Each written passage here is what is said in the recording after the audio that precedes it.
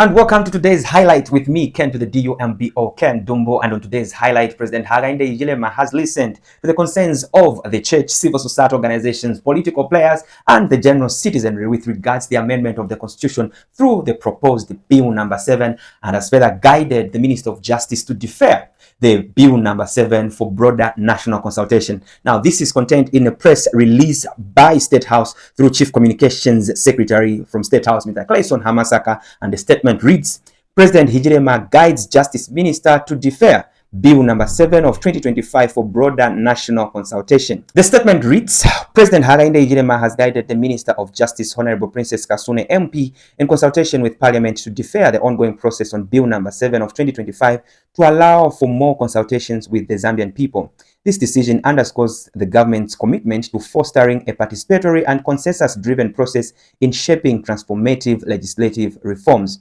The guidance by the President follows further consultation with the church mother bodies, over 30 civil society organizations held at State House on Tuesday, the 24th of June 2024, where diverse perspectives were shared to ensure additional stakeholder input. The President has guided the Minister of Justice to work closely with the church, civil society, and other stakeholders to review the current roadmap and proposed amendments. This is premised on the President's duty to listen to the citizens. Additionally, President Hichilema reaffirms the government's commitment to reviewing the NGO Act and the NGO Bill to safeguard the independence and operations of non-governmental organizations. He underscores the critical role of a vibrant and autonomous civil society in strengthening Zambia's democracy. The President remains steadfast in his pursuit of reforms that reflect the aspirations of all Zambians by prioritizing dialogue and inclusivity. The President hopes the national conversation can now focus on the substance of the proposed amendments, ensuring that they deliver meaningful change for the nation. Now, some of you could be asking, what are some of these proposed constitutional amendments that government had in this Bill number 7? Now, some of these things, they take interest, and these are national matters that we are talking about. You are not too old or too young to engage yourself and have your voice heard on these matters. So for those of you that did not hear about these proposed amendments, I'll try to go one by one, and hopefully we can understand them. Number one, government is seeking to delimitate constituencies or constituency delimitation. Government has observed that constituencies in Yakuru, so for the sake of equity in terms of CDF allocation, we need to cut certain constituencies so that more constituencies benefit.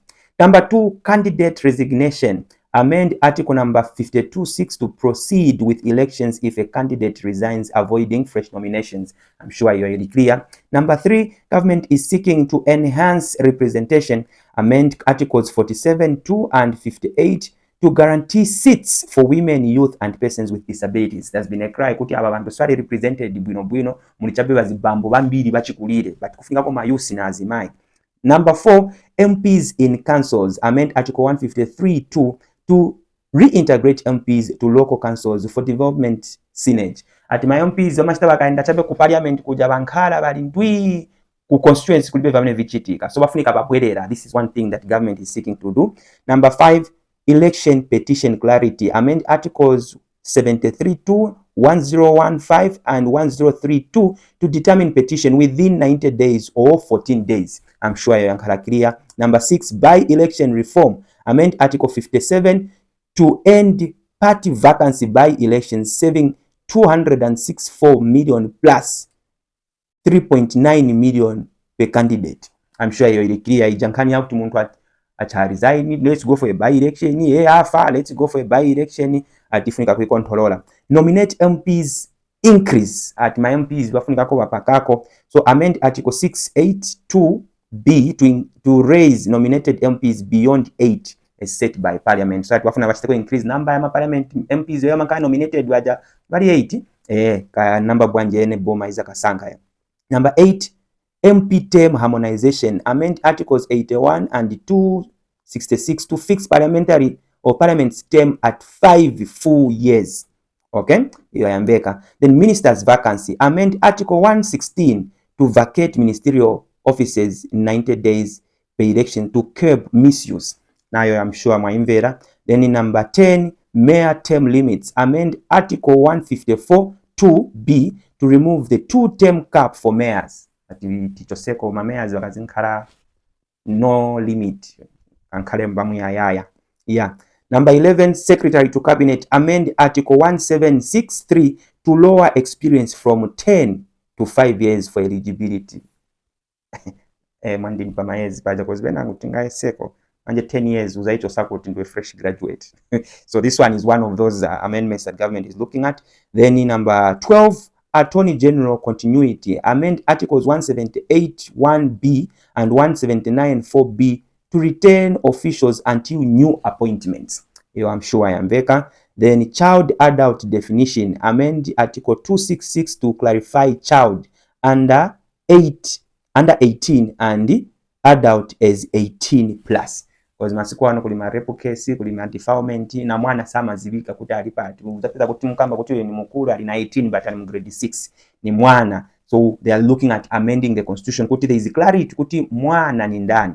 So ndiye some of the amendments that government is trying to amend in the constitution. But there's been a cry from many civil society organizations, the church, and even just political parties kuti mwazipangira mweka ma UPND ni anu mweka, you did not consult us. And in as much as some people agree with these ones seem to be productive clauses to amend.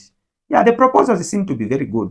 But who did you consult? Who did you ask? Who said these things are bad? Okay, yeah, we might say they are bad, but did you ask? It's not just about kuganiza kuti vintu vilibu. It's about asking the people.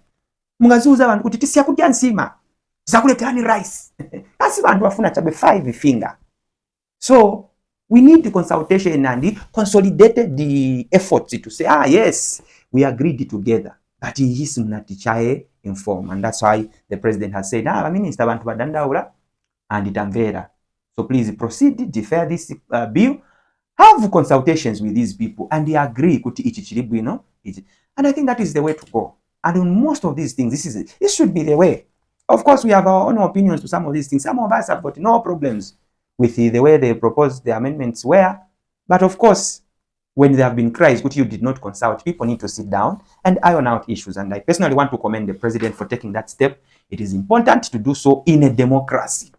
Still in dictatorship, still in monarchy, still in democracy, where people should be consulted with regards to what they want to be governed by. However, doesn't matter when this bill will come back to parliament. I still ask our women and our youth, next year is an election year, and as an ambassador of her time is now campaign, I still urge all women and the youth to participate in next year's election. Position yourselves on positions that you feel you can actually compete for, especially on parliamentary level, council level, and mayor or council chairperson level. Remember, the development of our wards and constituencies is determinant on the people that serve on these positions and what their interests are. We have been crying as young people, we've been crying as Azimai Kuti, we are not represented. How are you going to be represented if you are not part of the process? How are you going to be represented if you do not want to participate in these elections? So my call for all the young people and for all the women out there, let's make sure we participate. And political parties, please, as young people apply to be nominated for these positions, as women apply to be nominated on these positions, Mongaya councillor, council chairperson, now member of parliament, please let's consider them.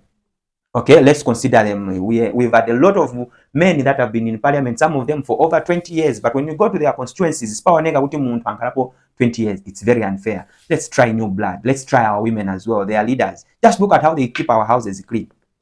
Oh. They'll clean this country and they put it in order. It's a good thing.